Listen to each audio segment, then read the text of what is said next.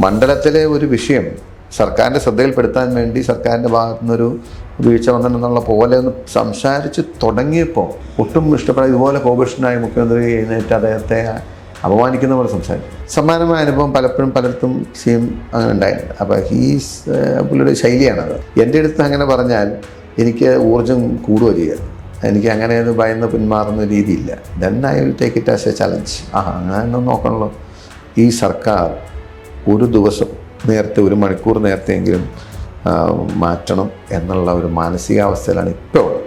അതിന് കാര്യത്തിൽ സംശയമില്ല. കേരളത്തിൻ്റെ പൊതുവികാരം ഈ സർക്കാരിനും മുഖ്യമന്ത്രിക്കും വളരെ എതിരാണ്. CPM പോലും അത് മനസ്സിലാക്കിയിട്ടുണ്ട്. അവർക്കത് പറയാൻ പറ്റുന്നുണ്ടോ, പറയാൻ ധൈര്യമുണ്ടോ എന്നുള്ള കാര്യം രണ്ടാമത്തെ കാര്യം.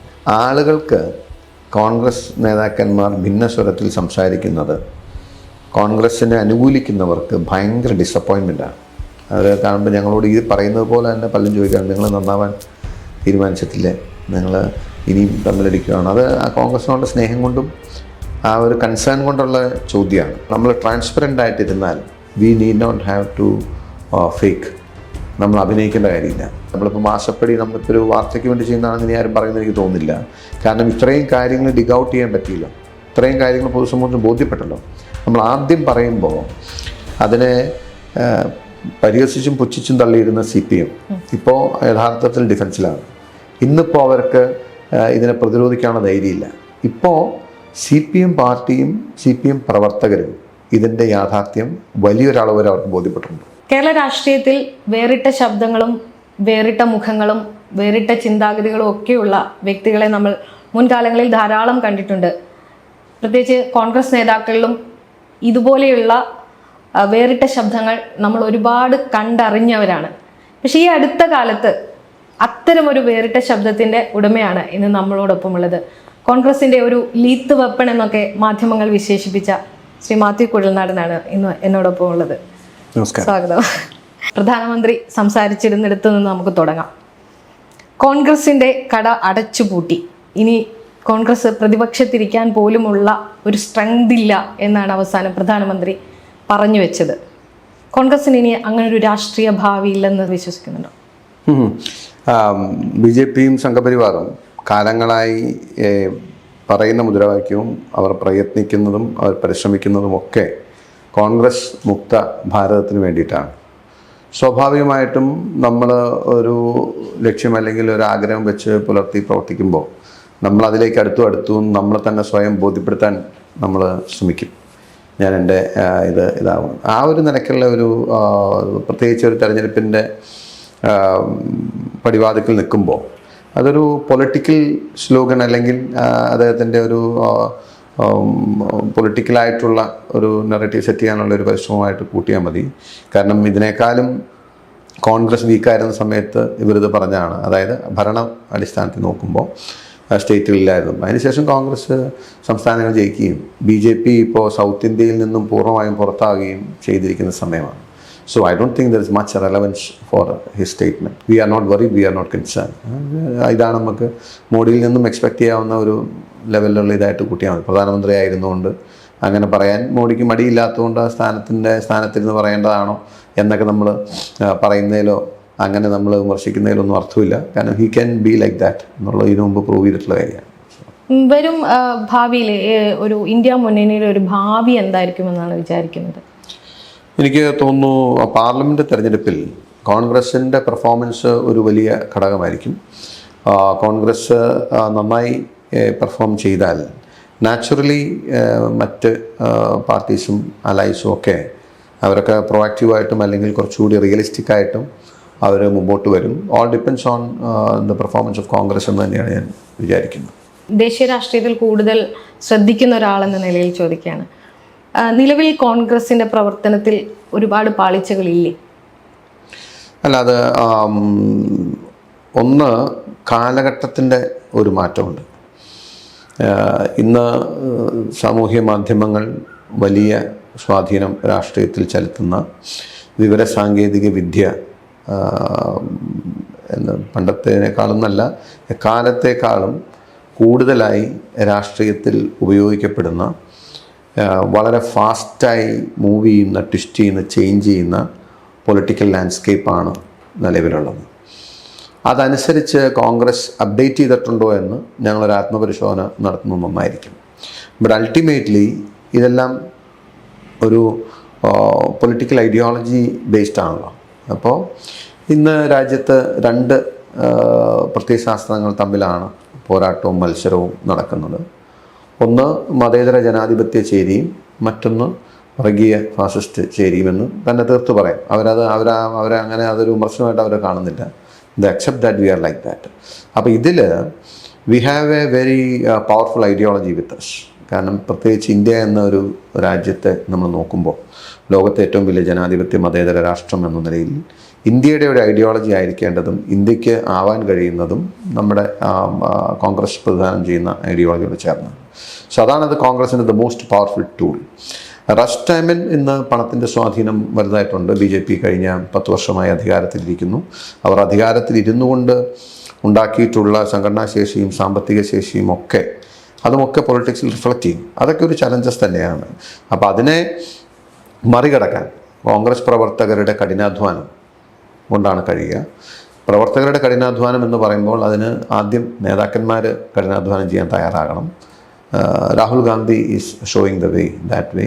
അദ്ദേഹത്തിൻ്റെ ഭാരത് ജോഡോ യാത്ര, രണ്ടാമത്തെ ഭാരത് ജോഡോ ന്യായ് യാത്ര, രണ്ടും ഒരു ഗ്രേറ്റ് എഫേർട്സ് എന്ന് പറയാം. അപ്പോൾ ആ നിലയിൽ ഞങ്ങൾ കഠിനാധ്വാനം ചെയ്ത് ഞങ്ങളുടെ പോരായ്മകളെ കടക്കണം എന്നുള്ളതാണ് ഞങ്ങളുടെ കണക്ക്.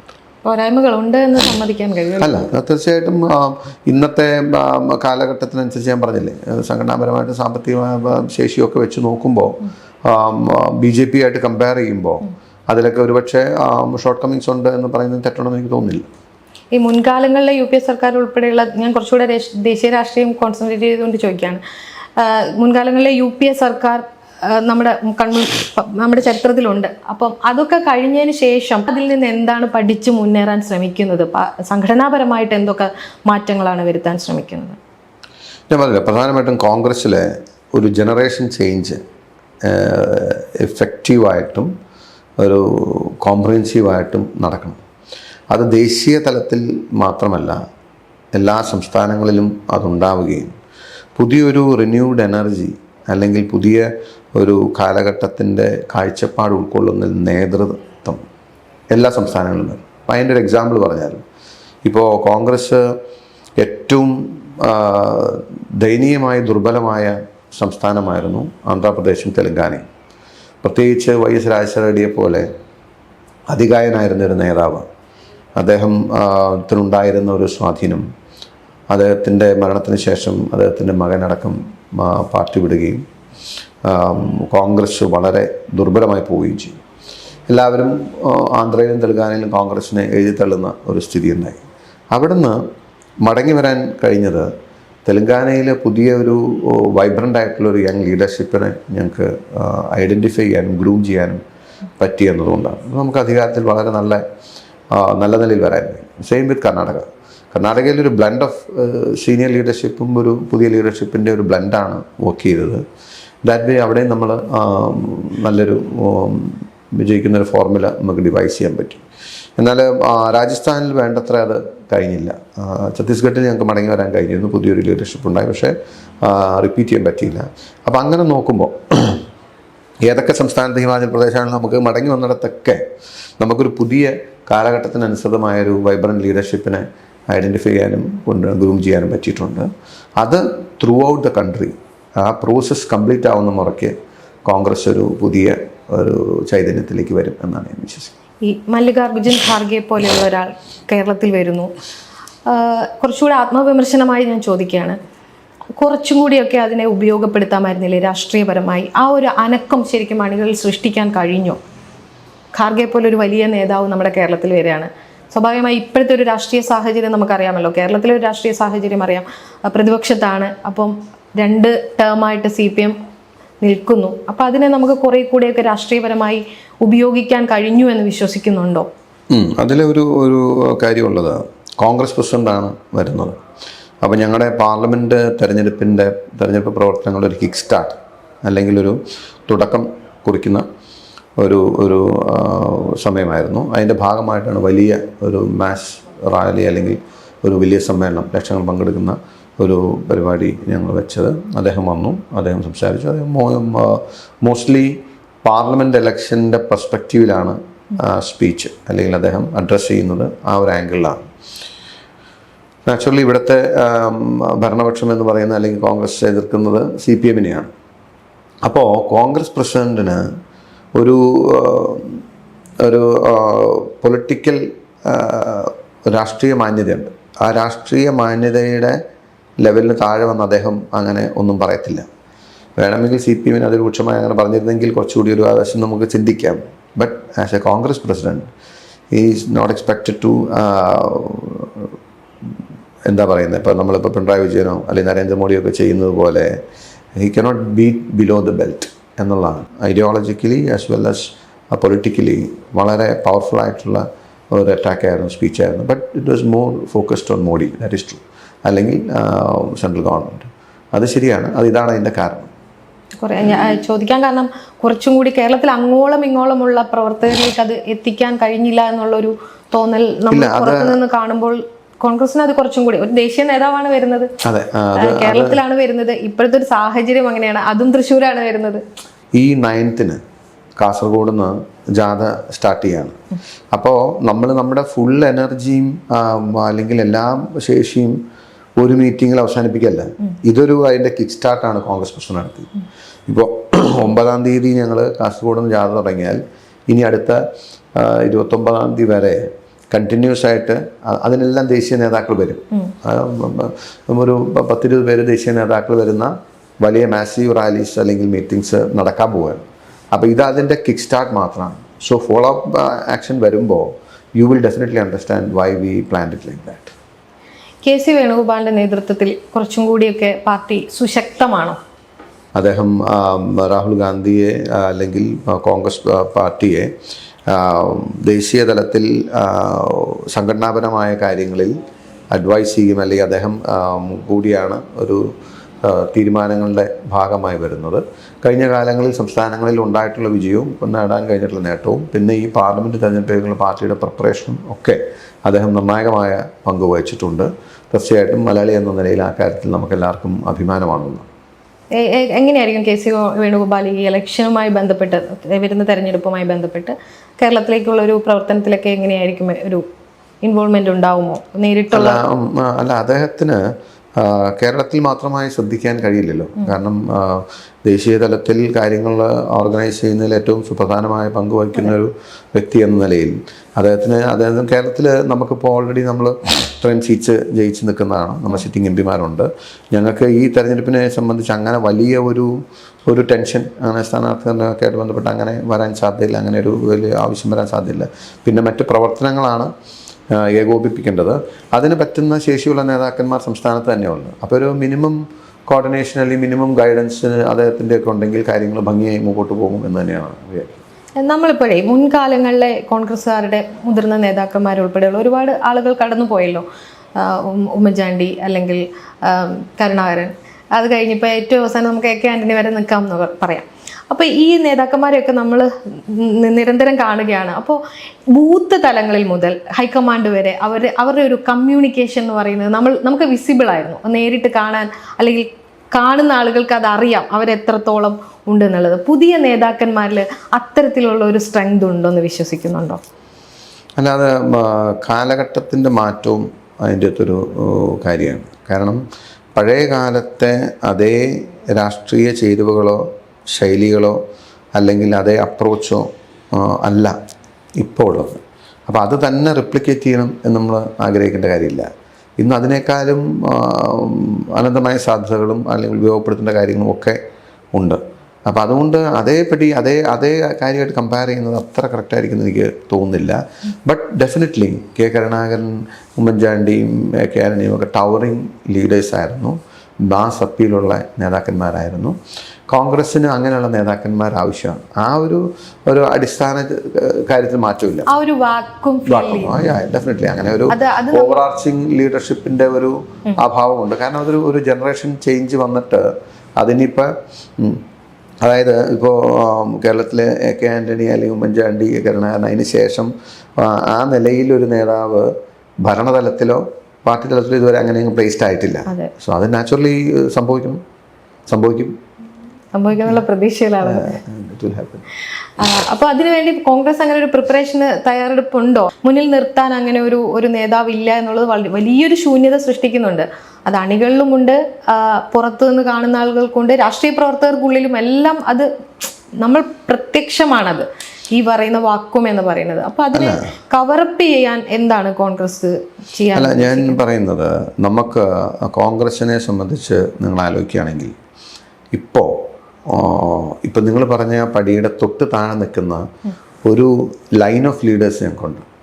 അതായത് ഇപ്പോൾ KPCC പ്രസിഡന്റ് പ്രവർത്തകരുടെ വലിയൊരു ഇതുണ്ടായിരുന്നു, അല്ലെങ്കിൽ അങ്ങനത്തെ ഒരു വൈബ്രൻസി ഉള്ള ഒരു നേതാവാണ്. അപ്പം നമ്മൾ പറയുകയാണെങ്കിൽ ഇപ്പോൾ KC വേണുഗോപാൽ ദേശീയ തലത്തിൽ ഇത്രയും ശക്തനായി പവർഫുള്ളായി നിൽക്കുന്നുണ്ട്. അദ്ദേഹത്തിൻ്റെ ഒരു സ്വാഭാവികമായിട്ടുള്ള ഒരു പൊളിറ്റിക്കൽ ക്ലൗട്ട് കേരളത്തിൽ വലിയ സ്വാധീനം ചെലുത്തുന്നുണ്ട്. പിന്നെ KPCC പ്രസിഡന്റ് K. സുധാകരൻ ഉണ്ട്, അതിൻ്റെ പുറകെ VD സതീശൻ ഉണ്ട്, രമേശ് ചെന്നിത്തലയുണ്ട്, K. മുരളീധരനുണ്ട്. അപ്പം അങ്ങനെ ഒരു ശശി തരൂരുണ്ട്. ലൈൻ ഓഫ് ലീഡേഴ്സ് നമുക്ക് നിൽക്കുന്നുണ്ട്. ബട്ട് വൺ സ്റ്റെപ്പ് മോർ വരും. അത് നാച്ചുറലി ഓർഗാനിക്കായിട്ട് സംഭവിക്കുന്നത്. അതായത് മേ ഹാവ് ടു വെയിറ്റ്. സമയം നമ്മുടെ മുന്നിലുണ്ടോ? ഉണ്ട്. അത് നാച്ചുറലി സംഭവിക്കും. അത് അങ്ങനെ നമുക്ക് ആർട്ടിഫിഷ്യലായിട്ട് ഉണ്ടാക്കാൻ പറ്റുന്നതല്ല. കാരണം ഇവരെല്ലാവരും എങ്ങനെയാണ് നിങ്ങൾ നോക്കിയാൽ അറിയാം. K. കരുണാകരൻ പലവട്ടം മുഖ്യമന്ത്രിയായിരുന്നു. AK ആൻ്റണി പലവട്ടം മുഖ്യമന്ത്രിയായി. ഉമ്മൻചാണ്ടി 2 ടൈം മുഖ്യമന്ത്രിയായി, ദീർഘകാലം മന്ത്രിയായി പാർട്ടി നയിച്ചു. അപ്പോൾ അത് കഴിഞ്ഞപ്പോഴാണ് ഇപ്പോൾ നമ്മൾ അവരെക്കുറിച്ച് സംസാരിക്കുന്നത്. അപ്പം അതൊക്കെ ഇതിൻ്റെ ഒരു പ്രോസസ്സിൻ്റെ ഭാഗമാണ്. അതിലേക്ക് വരാം. അതായത് സംഘടനാ തലത്തിൽ കുറച്ചും കൂടി സ്ട്രെങ്ത് ഉള്ള നേതാക്കന്മാരായിരുന്നു അവരൊക്കെ, അല്ലെ? കുറച്ചും കൂടി സംഘടനാ മികവിൽ അവരെ സംഘടനയെ കൂട്ടി നിർത്തുന്നതിൽ കുറച്ചും കൂടിയൊക്കെ മികവ് കാണിച്ച നേതാക്കന്മാരാണ് പറഞ്ഞ ആളുകളൊക്കെ തന്നെ. മുൻകാലങ്ങളിൽ കഴിഞ്ഞു പോയ അധികാരന്മാരായ കോൺഗ്രസിനുള്ള നേതാക്കന്മാരൊക്കെ അങ്ങനെയാണ്. അപ്പോൾ മാത്യു കുഴൽനാടൻ എന്ന ഒരു പൊളിറ്റീഷ്യൻ ആ രീതിയിൽ സംഘടനാ തലത്തിലാണോ കൂടുതൽ ശ്രദ്ധ ചെലുത്തുന്നത്? ഇപ്പോൾ എന്നെ പാർട്ടി ഏൽപ്പിച്ചിരിക്കുന്നതെന്ന് വെച്ച് കഴിഞ്ഞാൽ ഒരു നിയമസഭാ സാമാജികൻ്റെ ഉത്തരവാദിത്വമാണ്. അതുകൊണ്ട് അത് സ്വാഭാവികമായിട്ട് MLA എന്ന നിലയിൽ ഞാൻ അത് കഴിവതും നന്നായി ചെയ്യാനും നിയമസഭയിലും ഏറ്റെടുക്കുന്ന വിഷയങ്ങളിലും പാർട്ടിക്ക് വേണ്ടി എന്നാൽ കഴിയുന്നതുപോലെ ആ ഒരു പദവിയോ അല്ലെങ്കിൽ ആ ഒരു ജോലിയോ അല്ലെങ്കിൽ ആ ഒരു ഉത്തരവാദിത്വമോ നിറവേറ്റാൻ ഞാൻ പരിശ്രമിച്ചുകൊണ്ടിരിക്കുകയാണ്. സംഘടനാപരമായിട്ട് അങ്ങനെ ഞാൻ കോൺഗ്രസിൻ്റെ ഒരു ഓർഗനൈസേഷണൽ മിഷനറിയിൽ ഞാൻ അങ്ങനെ ഒരു എഫേർട്ട് എടുത്ത് നിൽക്കേണ്ട ഒരു സാഹചര്യം ഇപ്പോൾ വന്നിട്ടില്ല. ആ പാർട്ടി ആവശ്യപ്പെട്ടാൽ കാര്യങ്ങൾ ചെയ്യുന്നുള്ളതല്ല. ഇപ്പം നമ്മൾ ഏൽപ്പിച്ചത് ഇതായതുകൊണ്ട് ആ ചോദ്യം ചോദിക്കാൻ ഒരു കാരണമുണ്ട്. അതായത് ഇപ്പോൾ ഒറ്റയ്ക്ക് നിന്ന് കുറേ ചോദ്യങ്ങൾ ചോദിച്ചുകൊണ്ടേയിരിക്കുകയാണല്ലോ. അപ്പോൾ പാർട്ടി കൂടെ ഉണ്ട്, പാർട്ടി നമ്മുടെ കയ്യിൽ ഉള്ളിലുണ്ട് എന്ന് പറയുമ്പോൾ അത് വേറൊരു സ്ട്രെങ്ത് ആണ്. അതാണ് ഇപ്പോൾ സംഘടനാ തലത്തിൽ ആ ഒരു പ്ലാനിങ് മനസ്സിലുണ്ടോ എന്ന് ഞാൻ ചോദിക്കാൻ കാരണം. അല്ല, അങ്ങനെ നമ്മൾ പ്ലാൻ ചെയ്ത് നമ്മളെല്ലാം അങ്ങനെ ഒരു സ്കീം ചെയ്ത് പോകും, അങ്ങനെയല്ലല്ലോ. അതൊക്കെ ഈ പറഞ്ഞ പോലെ ദാറ്റ് ഷുഡ് ഹാപ്പൻ നാച്ചുറലി, ഓർഗാനിക്കായിട്ട് സംഭവിക്കേണ്ട കാര്യങ്ങളാണ്. അപ്പം നമ്മൾ ചെയ്യുന്നതിന് പ്രവർത്തകരുടെ ഒരു സ്നേഹവും പ്രവർത്തകരുടെ അംഗീകാരവും പ്രവർത്തകരുടെ ആവേശമൊക്കെ ഉണ്ട്. അതൊക്കെ it's all part of the political process. അപ്പോൾ അത് പാർട്ടി ഇല്ല എന്ന് പറയുന്നതിൽ അർത്ഥമില്ലല്ലോ. പ്രവർത്തകരുടെ പിന്തുണ എന്ന് പറയുന്നതാണ് പ്രവർത്തകരെന്ന് പറയുന്നതാണ് പാർട്ടി. പിന്നെ ലീഡർഷിപ്പ് എന്ന് പറയുന്നത് നമ്മൾ സ്വാഭാവികമായിട്ടും ഇപ്പോൾ നമ്മൾ ഇമ്മീഡിയറ്റ് ആയിട്ട് കാര്യങ്ങൾക്ക് വേണ്ടി അല്ലെങ്കിൽ നമ്മുടെ തീരുമാനങ്ങളും മറ്റു കാര്യങ്ങളും റിഫ്ലക്റ്റ് ചെയ്യുന്നതാണ് ലീഡർഷിപ്പ് എന്ന് പറയുന്നത്. പക്ഷേ പാർട്ടിയുടെ പിന്തുണ എന്ന് വെച്ചാൽ പ്രവർത്തകരുടെ പിന്തുണയാണ് ഏറ്റവും വലിയ കാര്യം. That is very much there. So അതൊന്നും പ്രോബ്ലം. ലീഡേഴ്സും എൻ്റെ ഇപ്പോഴത്തെ സ്റ്റേറ്റ് ലീഡർഷിപ്പ് ആണെങ്കിൽ എന്നെ ഈ വിഷയത്തിൽ എന്നെ നിയോഗിച്ച് എനിക്ക് പിന്തുണയും എനിക്ക് പെർമിഷനും എനിക്കെല്ലാം തന്നുകൊണ്ടാണല്ലോ എനിക്ക് ചെയ്യാൻ പറ്റുന്നത്. അത് so that way I M okay, comfortable. ഈ സഭയിൽ നിരന്തരം ചോദ്യങ്ങൾ ഉന്നയിക്കുന്നതിലാണല്ലോ ഇപ്പോൾ കൂടുതൽ കാര്യങ്ങൾ നമ്മളിങ്ങനെ ശ്രദ്ധിക്കപ്പെടുന്നത്. സ്പീക്കറുമായിട്ട് വാക്കുതർക്കമുണ്ടാകുന്നു, മുഖ്യമന്ത്രി പിണറായി വിജയനുമായിട്ട് സംസാരങ്ങൾ ഉണ്ടാകുന്നു. ഇതിന് പുറത്തേക്കുള്ള ഒരു കൗതുകമായിട്ട് ചോദിക്കുകയാണ്, ഇതിന് പുറത്തേക്ക് വരുമ്പോൾ നിങ്ങൾ നേർക്കുനേർ വരുമ്പോൾ എങ്ങനെയാണ്?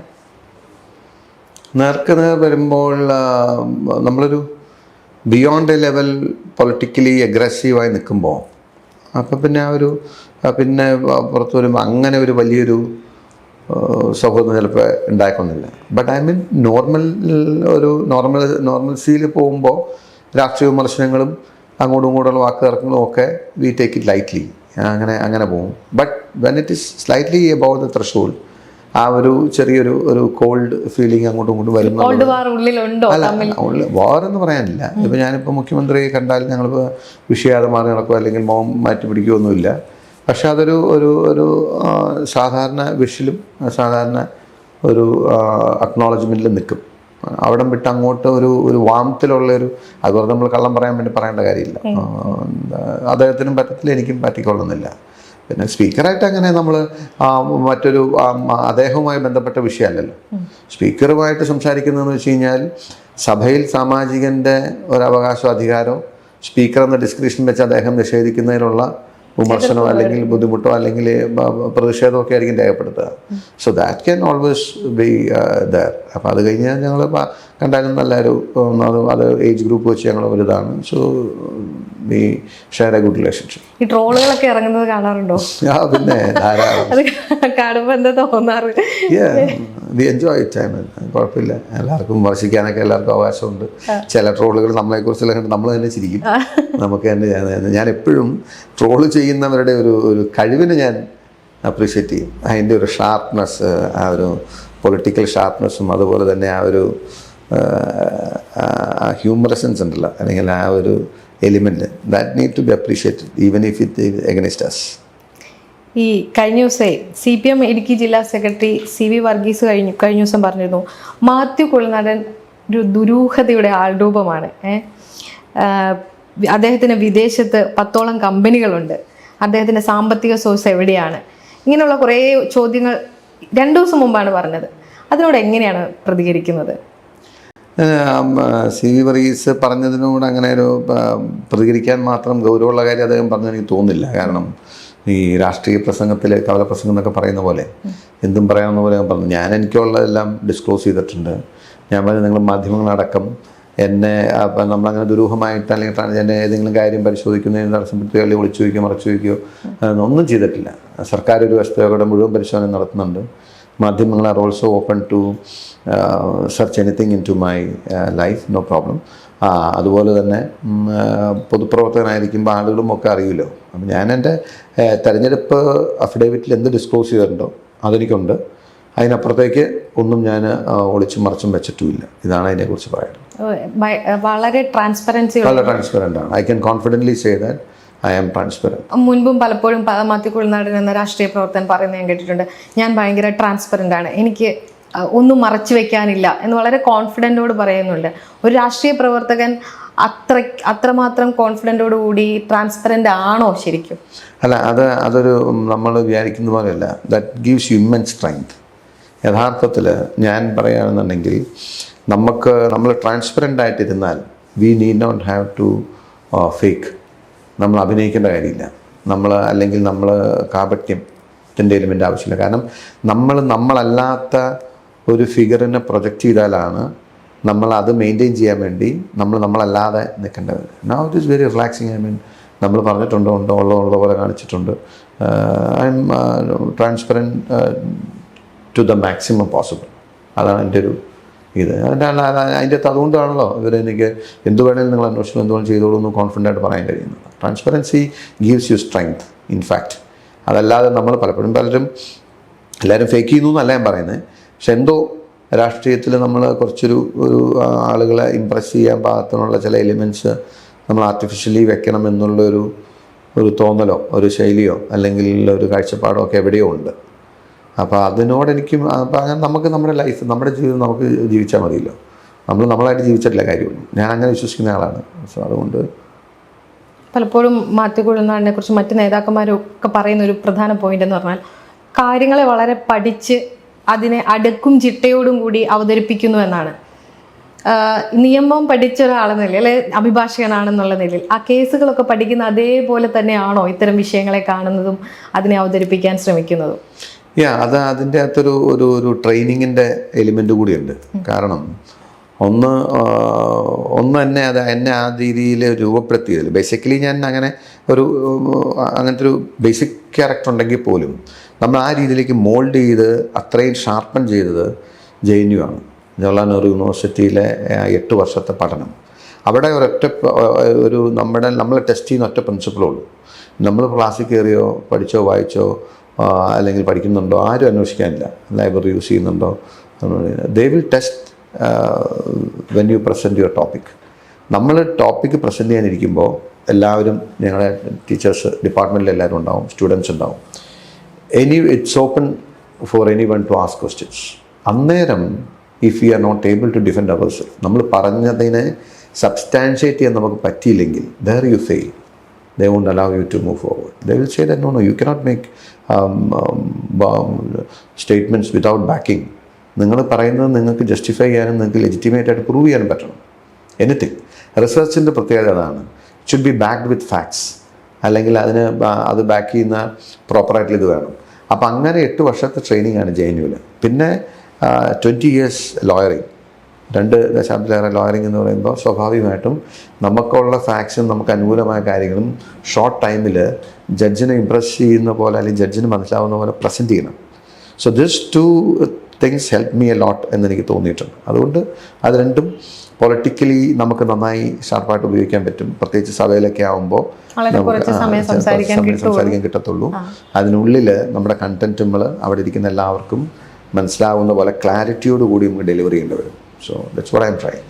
ഇത്തരം ആരോപണങ്ങളൊക്കെ ഉന്നയിക്കുമ്പോൾ അതുപോലൊരു ഹോംവർക്ക് തലേദിവസം നടത്താറുണ്ടോ?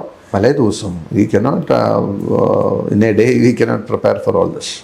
Many days in the homework ആണ്.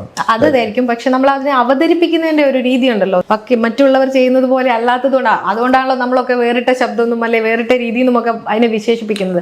സഭയിൽ അത് വളരെ ക്രിസ്പായിട്ട് അത് പറയേണ്ട പോയിന്റുകളെ അടുക്കി പറയുന്നു എന്നുള്ളതാണ് താങ്കളെ പലപ്പോഴും നമ്മൾ ശ്രദ്ധിക്കാനുള്ള ഒരു കാരണം. അപ്പം ആ രീതിയിലൊരു ഹോംവർക്ക് ഒക്കെ I will do my homework, that's for sure. അത് ഞാൻ ചെയ്യുന്നുണ്ട്. പക്ഷെ ഞാനിങ്ങനെ സഭ പ്രസംഗിച്ച് പറഞ്ഞു നോക്കാം അങ്ങനത്തെ ഒന്നുമില്ല. അതായത് നമ്മൾ ധാരാളം ചെയ്യുന്നതായതുകൊണ്ടും it's part of the life എന്നുള്ള പോലെയാണല്ലോ. സോ അങ്ങനെ ഒരു ആങ്സൈറ്റി അങ്ങനെ ഒരു ഇത് വരാറില്ല ഇപ്പം. അതുകൊണ്ട് പലപ്പോഴും സഭയിൽ ഉന്നയിക്കുന്നതിന് മുമ്പ് പാർട്ടിയുമായിട്ടൊക്കെ ആലോചിച്ചിട്ടാണോ ഇത്തരം വിഷയങ്ങളൊക്കെ സംസാരിക്കാറുള്ളത്? അല്ല, ഞങ്ങൾ പാർലമെന്ററി പാർട്ടിയിൽ ഒരു ഇൻഡിക്കേഷൻ കൊടുക്കും. ചില സമയത്തൊക്കെ ചിലതൊക്കെ അങ്ങനെ അല്ലാത്ത വിഷയങ്ങൾ അവതരിപ്പിച്ചിട്ടുണ്ടല്ലോ. അതുകൊണ്ട് ചെറിയ നമ്മൾ തുടക്കമല്ലേ, ചെറിയ ചില കാര്യങ്ങളിലൊക്കെ ചിലപ്പോൾ ചെറിയ അങ്ങനെ പറയേണ്ടത് പെർമിഷൻ എടുക്കേണ്ടതൊക്കെ ചെറിയ ഇത് വന്നിട്ടുണ്ടാവും. But now I am learning. ഈ ലീഗിൻ്റെ ഒരു വിഷയത്തിലേക്ക് വന്നാലേ, ഇപ്പം UDFന്റെ സീറ്റ് ഇത് നടക്കുകയാണല്ലോ, സീറ്റ് തർക്കമൊക്കെ. അപ്പം ലീഗ് മുൻകാലങ്ങളിൽ എപ്പോഴും ഇതുപോലെ തന്നെ സീറ്റ് ആവശ്യപ്പെടും, ചർച്ച നടത്തും, UDFൽ ചർച്ച നടക്കും, അവർ പഴയ പോലെ തന്നെ തിരിച്ചു പോകും. ഇങ്ങനെയാണ് സാധാരണ കണ്ടുവരാറ്. ഇത്തവണ അങ്ങനെ ഒരു ഫോർമുലയൊക്കെ ഉണ്ടാക്കിയിട്ടുണ്ടോ? ഒരു ധാരണയാവുമോ? അല്ല, അതൊക്കെ പരിഹരിക്കാൻ പറ്റുന്ന ഒരു നേതൃത്വം കോൺഗ്രസിനുണ്ടല്ലോ. വളരെ ഗ്രേസ്ഫുള്ളായിട്ട് അത് പരിഹരിക്കാൻ പറ്റും. ലീഗും വളരെ റിയലിസ്റ്റിക്കാണ്, അല്ലെങ്കിൽ അവരും വളരെ മച്ചുവേർഡായിട്ടുള്ള ഒരു ലീഡർഷിപ്പാണ് ലീഗിനുള്ളത്. സോ നാച്ചുറലി അത് കേരളത്തിൽ വളരെ ഏറ്റവും ഭംഗിയായി പരിഹരിക്കാൻ പറ്റുന്ന അത് ശേഷിയുള്ള നേതൃത്വം കോൺഗ്രസിനും ലീഗിനുമുണ്ട്.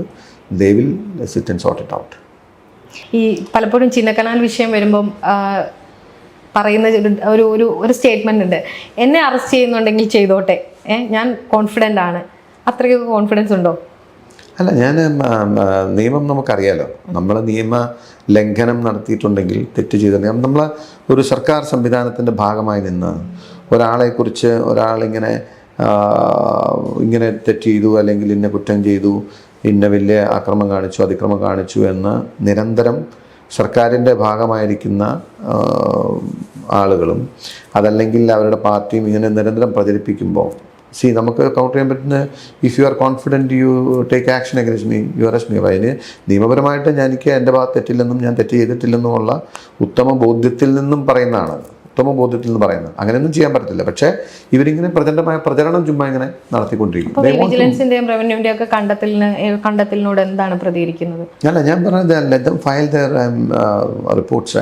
അവരിപ്പോൾ വിജിലൻസ് അന്വേഷിച്ച് ജനങ്ങളോട് പറയാൻ വേണ്ടിയിട്ടല്ല വിജിലൻസ് അന്വേഷണം നടത്തുന്നത്.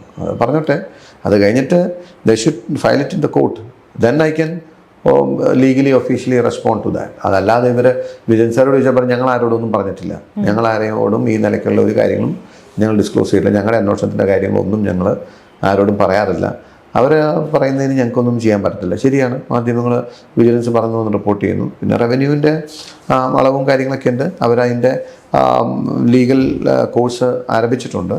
ദേ had send me a notice, I will respond to that legally. അത് അതിൻ്റെ ഒരു വഴിക്ക് പോകും. ഈ മാസപ്പടി വിഷയത്തിലാണല്ലോ കൂടുതൽ പ്രതികരണങ്ങളും അഭിപ്രായങ്ങളും ഒക്കെ പറഞ്ഞ് കേരളത്തെ ഇങ്ങനെ ഞെട്ടിച്ചത്. ഇപ്പം എന്താണ് അതിൻ്റെ ഒരു അവസ്ഥയിലേക്ക്, ഇനി എന്താണ് ആ വിഷയമായി മുന്നോട്ട് പോകുമ്പോൾ എവിടം വരെ അതിൻ്റെ ഒരു എൻഡ് എവിടെ കാണണമെന്നാണ് ആഗ്രഹിക്കുന്നത്? ഞാനത് വിഷയം കൊണ്ടുവന്ന് പൊതുസമൂഹത്തിൽ ചർച്ചയായപ്പോൾ അന്നേരം മുതൽ ഒരു കോണിൽ നിന്നും ആളുകളുടെ ജെനുവിനായിട്ടുള്ള ഒരു പ്രതികരണമായിരുന്നു അത്. എനിക്കറിയാം. അപ്പോൾ കേരളത്തിലിങ്ങനെ ഒരുപാട് വിഷയങ്ങളിങ്ങനെ വരും, അവസാനം അതെല്ലാം സെറ്റിൽ ചെയ്ത് അങ്ങനെ പോകും. ഇതാണ് ഞങ്ങൾ കണ്ടിട്ടുള്ളത്. ഞങ്ങളിപ്പോൾ എങ്ങനെ ആരെ വിശ്വസിക്കും? രാഷ്ട്രീയക്കാരെല്ലാം ഒന്നുപോലെ അല്ലേ, അങ്ങനെയല്ലേ ഇങ്ങനെയല്ലേ, നിങ്ങളെന്തോരം വിഷയങ്ങൾ വന്നു ഇതുവരെ. അപ്പം ഞാൻ അന്ന് കേരളത്തിൻ്റെ പൊതുസമൂഹത്തിന് കൊടുത്ത ഒരു വാക്കുണ്ട്. ആ വാക്ക് എന്ന് പറയുന്നത്, ഈ വിഷയത്തിൽ സത്യസന്ധമായി നടത്താൻ കഴിയുന്ന ആത്മാർത്ഥമായ ഫൈറ്റ് ഇൻ ദ സെൻസ് അത് പൊളിറ്റിക്കൽ ആൻഡ് ലീഗൽ, രാഷ്ട്രീയപരമായിട്ടും നിയമപരമായിട്ടും ഏതറ്റം വരെ പോകാൻ കഴിയുമോ ആ മുഴുവൻ സാധ്യതയും ഉപയോഗിക്കുമെന്ന് പറഞ്ഞിട്ടുണ്ട്. അത് സ്റ്റെപ്പ് ബൈ സ്റ്റെപ്പായിട്ട് സ്റ്റെപ്പ് 1, സ്റ്റെപ്പ് 2, സ്റ്റെപ്പ് 3 അങ്ങനെ എനിക്കറിയാലോ. അപ്പോൾ അത് ഓരോരോ ഘട്ടങ്ങളിൽ മുമ്പോട്ട് പോയിക്കൊണ്ടിരിക്കുകയാണ്. മാസപ്പടി വിഷയം അവസാനിച്ചിട്ടില്ല, അല്ലെങ്കിൽ മാസപ്പടി വിഷയത്തിൻ്റെ എൻഡിലേക്ക് നമ്മൾ എത്തിയിട്ടില്ല. Just wait and see. കഴിഞ്ഞൊരു അഭിഭാഷകൻ കോടതിയിൽ കേസ് നടത്തുമ്പോൾ അങ്ങനെയാണല്ലോ, ഓരോ സ്റ്റെപ്പ് ബൈ സ്റ്റെപ്പായിട്ടാണല്ലോ പോകുന്നത് അല്ലേ? അല്ല, അതെ, നിയമപരമായിട്ട് നോക്കുമ്പോൾ അങ്ങനെ പറ്റത്തുള്ളൂ. അപ്പം അതിൻ്റെ ഒരു എക്സ്പീരിയൻസ് ആയിരിക്കാം ഒരുപക്ഷെ അതിനെ എങ്ങനെ പിന്തുടരാൻ കഴിയുന്നതെന്ന് തോന്നുന്നു. അതായത് നമുക്ക് അതിൻ്റെ ഒരു ലീഗൽ ഡയമെൻഷൻ കൂടി ഉണ്ടല്ലോ. ആ ലീഗൽ ഡയമെൻഷൻ കൂടി ചേർത്ത് വേണം ചെയ്യാൻ. നമുക്ക് വേണമെങ്കിൽ ഒരു ദിവസം ബഹളം ഉണ്ടാക്കി, 2 ദിവസം ബഹളം ഉണ്ടാക്കി, 3 ദിവസം ബഹളം ഉണ്ടാക്കി, ആളുകളുടെ ശ്രദ്ധ ആകർഷിച്ചു, ഓക്കെ, നമുക്ക് ആ സാധനത്തിലൊക്കെ നമുക്കൊരു അറ്റൻഷൻ കിട്ടി, അങ്ങനെ അവസാനിപ്പിക്കും. It's not like that. People watch you very closely, how sincere you are in your efforts. അത് ആൾക്ക് മനസ്സിലാവും. അവരെല്ലാവരും പറഞ്ഞോളുന്നില്ല, but people will assess you. അപ്പോൾ ആ നിലയ്ക്ക് ഞാനിതിപ്പോൾ ഞാൻ പറഞ്ഞില്ല, നമ്മളിപ്പോൾ മാസപ്പടി നമ്മളിപ്പോൾ ഒരു വാർത്തയ്ക്ക് വേണ്ടി ചെയ്യുന്നതാണെന്ന് ഇനി ആരും പറയുന്നത് എനിക്ക് തോന്നുന്നില്ല. കാരണം ഇത്രയും കാര്യങ്ങൾ ഡിഗ് ഔട്ട് ചെയ്യാൻ പറ്റിയല്ലോ, ഇത്രയും കാര്യങ്ങൾ പൊതുസമൂഹത്തിന് ബോധ്യപ്പെട്ടല്ലോ. നമ്മൾ ആദ്യം പറയുമ്പോൾ അതിനെ പരിഹസിച്ചും പുച്ഛിച്ചും തള്ളിയിരുന്ന CPM ഇപ്പോൾ യഥാർത്ഥത്തിൽ ഡിഫൻസിലാണ്. ഇന്നിപ്പോൾ അവർക്ക് ഇതിനെ പ്രതിരോധിക്കാനുള്ള ധൈര്യമില്ല. ഇപ്പോൾ CPM പാർട്ടിയും CPM പ്രവർത്തകരും ഇതിൻ്റെ യാഥാർത്ഥ്യം വലിയൊരളവ് വരെ അവർക്ക് ബോധ്യപ്പെട്ടിട്ടുണ്ട്. എന്നാലും നേതാക്കന്മാരും പാർട്ടിയും ഒക്കെ അങ്ങനെയല്ല എന്ന് പറയുമ്പോഴുള്ള ഒരു ചെറിയ സംശയം മാത്രമേ ബാക്കിയുള്ളൂ. അതും വരും ദിവസങ്ങളിൽ മാറും. ഈ CPM-നെതിരെ മാത്രമല്ല, മുഖ്യമന്ത്രി പിണറായി വിജയനെതിരെ സഭയിൽ എഴുന്നേറ്റ് നിന്നിങ്ങനെ ചോദ്യങ്ങൾ ഉന്നയിക്കുമ്പോൾ അദ്ദേഹത്തെ സംബന്ധിച്ച് മാത്യു കുള്ളനാട് എന്ന് പറയുന്നത് ചെറുപ്പക്കാരനാണ് അല്ലേ? അപ്പോൾ അത്രയും CM-നെതിരെ അതുപോലെയുള്ള ആരോപണങ്ങൾ ഉന്നയിക്കുമ്പോൾ തിരിച്ച് അദ്ദേഹത്തിൻ്റെ മറുപടി നമ്മൾ പലപ്പോഴും കണ്ടിട്ടുണ്ട്. ഭയങ്കര വൈകാരികമായിട്ടൊക്കെ അദ്ദേഹം പലപ്പോഴും പ്രതികരിക്കാറുണ്ട് സഭയിൽ തന്നെ. അത്തരം പ്രതികരണം ചിലപ്പം വളരെ കലുഷിതമായ അന്തരീക്ഷം ഉണ്ടാവാറുണ്ട്, ക്ഷുഭിതനാവാറുണ്ട് അദ്ദേഹം. അപ്പം അങ്ങനെയൊക്കെ വരുമ്പോൾ എന്താണ് മനസ്സിൽ പെട്ടെന്ന് തോന്നുക? ഇത് പറഞ്ഞത് ശരിയായോ? ആദ്യമായിട്ടൊക്കെ ഉന്നയിക്കുന്ന സമയത്ത് അതിൻ്റെ ഒരു പ്രശ്നമൊക്കെ ഉണ്ടായിരുന്നോ വ്യക്തിപരമായിട്ട്? പ്രശ്നം എന്നുള്ളതല്ല, മുഖ്യമന്ത്രിയിൽ നിന്നും അങ്ങനെ ഒരു പ്രതികരണം നമ്മൾ പ്രതീക്ഷിച്ചിരുന്നില്ല എന്നുള്ളത് സത്യമാണ്. പക്ഷേ അങ്ങനെ വരുമ്പോൾ അത് സാധാരണഗതിയിൽ അദ്ദേഹം ഇതിനു മുമ്പും പലപ്പോഴും പലയിടത്തും ഈ ശൈലി പ്രയോഗിക്കുന്നത് പിന്നീട് നമ്മൾ പരിശോധിക്കും. എനിക്ക് മുമ്പ് മൂവാറ്റുപുഴയിൽ നിന്ന് MLA ആയിരുന്ന ആളാണ് എൽദോ എബ്രഹാം. അദ്ദേഹത്തിൻ്റെ തന്നെ മുന്നണിയിൽപ്പെട്ട മറ്റൊരു പാർട്ടിയുടെ യുവ നേതാവായിരുന്നു അദ്ദേഹം. ഇതുപോലെ മുഖ്യമന്ത്രിക്കെതിരായിട്ടൊന്നുമല്ല, മണ്ഡലത്തിലെ ഒരു വിഷയം സർക്കാരിൻ്റെ ശ്രദ്ധയിൽപ്പെടുത്താൻ വേണ്ടി സർക്കാരിൻ്റെ ഭാഗത്തു നിന്നൊരു വീഴ്ച വന്നിട്ടുണ്ടെന്നുള്ള പോലെ ഒന്ന് സംസാരിച്ച് തുടങ്ങിയപ്പോൾ ഒട്ടും ഇഷ്ടപ്പെടാതെ ഇതുപോലെ കോപേഷനായ മുഖ്യമന്ത്രി എഴുന്നേറ്റ് അദ്ദേഹത്തെ അപമാനിക്കുന്ന പോലെ സംസാരിച്ചു. എന്തറിഞ്ഞിട്ടാണ് സംസാരിക്കുന്നതെന്നൊക്കെ പറഞ്ഞിട്ടുണ്ട്. അപ്പോൾ അവർ പെട്ടെന്ന് അവിടെ നിർത്തി. അപ്പോൾ അവർ പറഞ്ഞ കാര്യങ്ങളെല്ലാം വിഷയമായിരുന്നു. സമാനമായ അനുഭവം പലപ്പോഴും പലയിടത്തും CM അങ്ങനെ ഉണ്ടായിട്ടുണ്ട്. അപ്പോൾ പുള്ളിയുടെ ശൈലിയാണത്. പക്ഷേ അൺഫോർച്ചുനേറ്റ്ലി എൻ്റെ അടുത്ത് അങ്ങനെ പറഞ്ഞാൽ എനിക്ക് ഊർജ്ജം കൂടുകയോ ചെയ്യുക. എനിക്ക് അങ്ങനെ ഭയന്ന് പിന്മാറുന്ന രീതിയില്ല. Then I will take it as a challenge. അങ്ങനെ നോക്കണല്ലോ, മുഖ്യമന്ത്രി പറഞ്ഞാൽ അങ്ങനെ പേടിക്കുന്ന സ്വഭാവം എനിക്കില്ല എന്നുള്ളൊരു ഉള്ളിലെ അങ്ങനെ എനിക്ക് എന്നെക്കുറിച്ച് തന്നെ അങ്ങനെ ഒരു ധാരണയാണുള്ളത്. സോ അത് I just wanted to challenge him. ഞാൻ പറഞ്ഞതിൽ ഉത്തമ ബോധ്യം എനിക്കുണ്ടായിരുന്നു. ഞാനില്ലാത്ത കാര്യം വെറുതെ ഇപ്പോൾ ഇവിടെ CORES പ്രസിഡന്റുമാർ പ്രസംഗിച്ചല്ല. സോ എനിക്ക് കൺവിക്ഷനുള്ളൊരു കാര്യമേ ഞാൻ പറയത്തുള്ളൂ. നിയമസഭയിലാണെങ്കിലും കോടതിയിലാണെങ്കിലും മറ്റ് പൊതു മണ്ഡലങ്ങളിലാണെങ്കിലും എൻ്റെ ലൈഫിൽ I make it a point that നമുക്ക് ബോധ്യമുള്ളൊരു കാര്യമേ ഞാൻ പറയത്തുള്ളൂ. ആ ബോധ്യം തെറ്റാന്ന് എനിക്ക് ബോധ്യപ്പെട്ടാടത്തോളം സമയം ഞാനതിൽ ഉറച്ചു നിൽക്കും. ഇതാണ് എൻ്റെ ഒരു ലൈൻ. മുഖ്യമന്ത്രിക്കെതിരെ പറഞ്ഞത് എനിക്ക് ഐ നോ ദ ഫാക്ട്സ്, അല്ലെങ്കിൽ ഞാനത് മുഴുവൻ പരിശോധിച്ചും ഹോംവർക്ക് ചെയ്തു പറഞ്ഞാൽ എനിക്ക് ഉത്തമ ബോധ്യമുള്ള കാര്യം പറഞ്ഞിട്ട് അതിനെ മുഖ്യമന്ത്രി ചലഞ്ച് ചെയ്താൽ I have my all right to challenge him back. അപ്പോൾ അതുകൊണ്ടാണെന്നാ ചെയ്യേണ്ട വന്നത്. അപ്പോൾ അതൊരു ഒക്കേഷനായി, 2 ഒക്കേഷനായി, 3 ഒക്കേഷനായി. അപ്പോൾ മൂന്നാമത്തെ വന്നപ്പോഴത്തേക്കും ഞങ്ങൾ രണ്ടുപേരുടെയും ശൈലി ഏകദേശം എല്ലാവർക്കും ബോധ്യപ്പെടുന്ന രീതിയായി. Now he knows, I mean നമ്മൾ അങ്ങനെ ഇട്ടിട്ട് പോകുന്ന കൂട്ടത്തിലല്ലാന്ന് അദ്ദേഹത്തിന് അറിയാം. അദ്ദേഹം ഒരിക്കൽ പറയുന്നുണ്ട്, നിയമസഭയിൽ ഒരു അംഗം മാത്രം പറയുന്നതിന് ഞാൻ മറുപടി കൊടുക്കേണ്ടതുണ്ടോ എന്ന് തിരിച്ചു ചോദിക്കുന്നുണ്ടല്ലോ. അപ്പൊ അത്രയും ചെറുതാക്കി നമ്മളെ കാണുന്നു എന്നുള്ളൊരു സഭയാണ്. സഭയിൽ എല്ലാ അംഗങ്ങളും ഉണ്ടാവും സ്വാഭാവികമായിട്ടും. അതിൽ ചെറുപ്പം എന്നുണ്ടാവില്ല അല്ലെ. എല്ലാ തരത്തിലും ആളുകൾ, തിരഞ്ഞെടുക്കപ്പെട്ട ആളുകൾ തന്നെയാണല്ലോ എത്തുന്നത്, അംഗീകരിക്കപ്പെട്ട ആളുകൾ തന്നെയാണല്ലോ എത്തുന്നത്. അപ്പൊ അവർക്ക് ചോദിക്കാനുള്ള ചോദ്യങ്ങൾക്ക് മറുപടി പറയുമ്പോൾ അങ്ങനെ ആ തരത്തിലുള്ള മറുപടികൾ വരുമ്പോൾ നമുക്കൊരു ഞെട്ടലുണ്ടാവാറുണ്ടോ? ഇല്ല, ഞാൻ പറഞ്ഞില്ല, അദ്ദേഹം ഞാൻ ഉയർത്തിയതിനെ പ്രതിരോധിക്കാൻ ശ്രമിച്ച ഒരു രീതി ഉണ്ടായിരുന്നു. അത് ആദ്യം അത് അടിച്ചിരുത്താൻ നോക്കി, അത് പറ്റത്തില്ല എന്ന് അദ്ദേഹത്തിന് ബോധ്യപ്പെട്ടു. അദ്ദേഹം കൗണ്ടർ ആർഗ്യുമെൻ്റ് പറഞ്ഞു നോക്കി, കൗണ്ടർ ആർഗ്യുമെൻറ്റും നിൽക്കുന്നില്ല. അപ്പം നമുക്ക് അതിനുള്ള റിപ്ലൈ ഉണ്ടെന്നും നമ്മളങ്ങനെ വിടത്തില്ലെന്നും we will respond to that എന്ന് മനസ്സിലായി. അപ്പോൾ പിന്നെ അദ്ദേഹം അതിൽ നിന്ന് ഒഴിഞ്ഞു മാറാനുള്ളൊരു മാർഗ്ഗമായിട്ടാണ്. നിയമസഭാ സാമാജിക എന്ന് പറഞ്ഞാൽ all 140 people have the same privilege, same rights, എല്ലാവർക്കും ഒരേ ഇതാണ്. അപ്പോൾ എക്സ് ഓർ വൈ ആരെന്നുള്ളതല്ല, ഒരു സാമാജികൻ്റെ ഉത്തരവാദിത്വത്തോടു കൂടി നിയമസഭയുടെ ഫ്ലോറിൽ ഉന്നയിക്കുന്ന കാര്യങ്ങൾക്ക് മറുപടി പറയാൻ മറുവശം ബാധ്യസ്ഥരാണ്. They are duty bound to respond. അതില്ലെങ്കിൽ ജനം വിലയിരുത്തും എന്തുകൊണ്ടാണ് മറുപടി പറയാത്തത്. പല കാര്യങ്ങൾക്കും CPM-നും മുഖ്യമന്ത്രിക്കും ഒന്നും മറുപടി ഇല്ല, അവർ അവോയ്ഡ് ചെയ്യുക. പലപ്പോഴും ഞാൻ മാധ്യമങ്ങൾ ചെന്ന് ചോദിക്കുമ്പോൾ, ഇപ്പോൾ മുഖ്യമന്ത്രിയുടെ മരുമകൻ മിനിസ്റ്റർ റിയാസ് ഹാപ്പി ഓണം പറഞ്ഞു വിട്ടില്ലേ, അതാണ് അതിന് മറുപടി പറയേണ്ടത്. Is bound to answer, he don't have answers, that's why he saying happy Onam. അതല്ലാതെ ഒരു മന്ത്രി പൊതുസമൂഹത്തിന് മുമ്പിൽ മറുപടി പറയേണ്ടാത്ത അല്ലെങ്കിൽ ഒരു റെലവൻസും ഇല്ലാത്ത ചോദ്യമാണോ മാധ്യമങ്ങൾ ചോദിച്ചത്? അല്ല, ഹി ഡോണ്ട് ഹാവ് ആൻസേഴ്സ്, അതുകൊണ്ടാണ് ഹാപ്പി ഓണം എന്ന് പറയാൻ കാരണം. ശക്തമായ ചോദ്യങ്ങൾ ഉന്നയിക്കുമ്പോൾ എപ്പോഴെങ്കിലുമൊക്കെ തിരിച്ചൊരു വ്യക്തിവൈരാഗ്യമോ അല്ലെങ്കിൽ അത്തരത്തിലുള്ള വെല്ലുവിളികളോ പ്രീണനമോ ഒക്കെ വാങ്ങേണ്ടി വന്നിട്ടുണ്ടോ? അല്ല, ആണല്ലോ നടന്നുകൊണ്ടിരിക്കുന്നത്. സ്വാഭാവികമായിട്ടും ഈ വേട്ടയാടൽ ഉണ്ടാകുമെന്നും റിട്ടാലിയേഷൻ ഉണ്ടാകുമെന്നും സർക്കാർ പ്രതികാര ബുദ്ധിയോടുകൂടി നിങ്ങളെ പിന്തുടരുമെന്നും ഒക്കെ എന്നോട് പലരും പറഞ്ഞിട്ടുണ്ട്. അനുഭവമുള്ളവർ, അനുഭവ സമ്പത്തുള്ളവർ, മുതിർന്നവർ, പക്വത ഉള്ളവരൊക്കെ എന്നോട് പറഞ്ഞിട്ടുണ്ട്. അത് എക്സ്പെക്റ്റ് ചെയ്തുകൊണ്ട് തന്നെയാണ്, അല്ലെങ്കിൽ അത് പ്രതീക്ഷിച്ചിട്ട് തന്നെയാണ് നമ്മളിതിന് ഇറങ്ങുന്നത്. അതല്ലാണ്ട് അവർ അത്രയും ജനറസ് ആൻഡ് കൈൻഡ് ആയിരിക്കും. നമ്മൾ പറയുന്നതിലെ സത്യസന്ധതയും നമ്മൾ പറയുന്ന കാര്യങ്ങളിലെ ഒരു യാഥാർത്ഥ്യമൊക്കെ തിരിച്ചറിഞ്ഞ് അവർ വളരെ ഗ്രേസ്ഫുള്ളായി നമ്മളോട് റെസ്പോണ്ട് ചെയ്യുമെന്നൊന്നും ഞാൻ അങ്ങനെ അത്രയും നിഷ്കളങ്കമായി നമ്മൾ ചിന്തിക്കേണ്ട കാര്യമില്ല. എന്തായാലും ഇത്രയും സജീവമായി നിൽക്കുന്നു. ഇനി അങ്ങോട്ടും ഈ ഒരു പൊളിറ്റീഷ്യൻ എന്ന നിലയിൽ തന്നെയാണോ ഭാവി മുഴുവൻ പ്ലാൻ ചെയ്ത് വെച്ചിരിക്കുന്നത്, അതോ തിരിച്ചിനി അഭിഭാഷക വൃത്തിയിലേക്കൊക്കെ ഉള്ളൊരു മടക്കമുണ്ടോ? അവിടെയും നല്ല രീതിയിൽ പെർഫോം ചെയ്തിരുന്ന ഒരാളാണല്ലോ. ഈ പറഞ്ഞ പോലെ 20 വർഷം കപിൽ സിബലിനെ പോലെയുള്ള ആളുകളുടെ പിൻഗാമി എന്നൊക്കെ വിളിക്കപ്പെടുന്ന ഒരാൾ. ഇനി തിരിച്ചങ്ങോട്ടേക്കാണോ അതോ രാഷ്ട്രീയത്തിൽ തന്നെയാണോ ശ്രദ്ധ ഇനി അങ്ങോട്ടേക്ക്?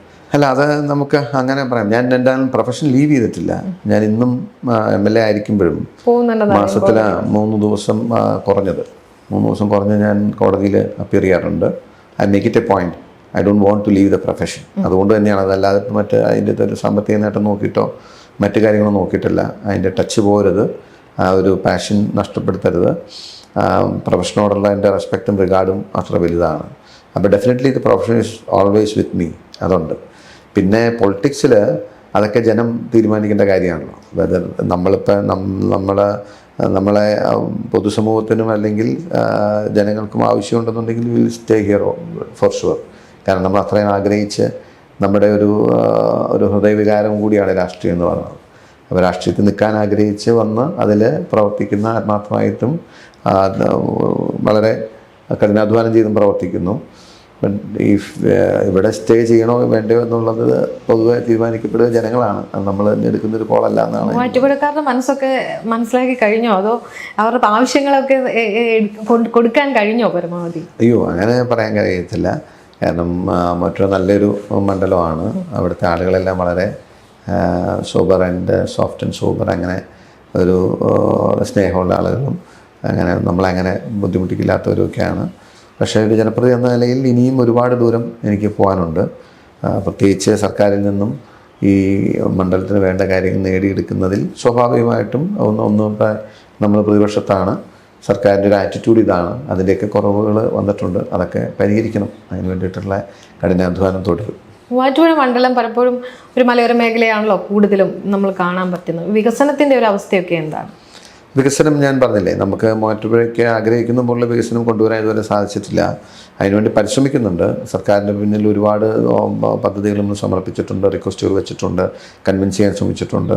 അതിൻ്റെ എല്ലാം പ്ലാൻ തയ്യാറാക്കിയിട്ടുണ്ട്. അതിൻ്റെ എല്ലാം ഒരു വളരെ പ്രൊഫഷണലായിട്ട് തന്നെ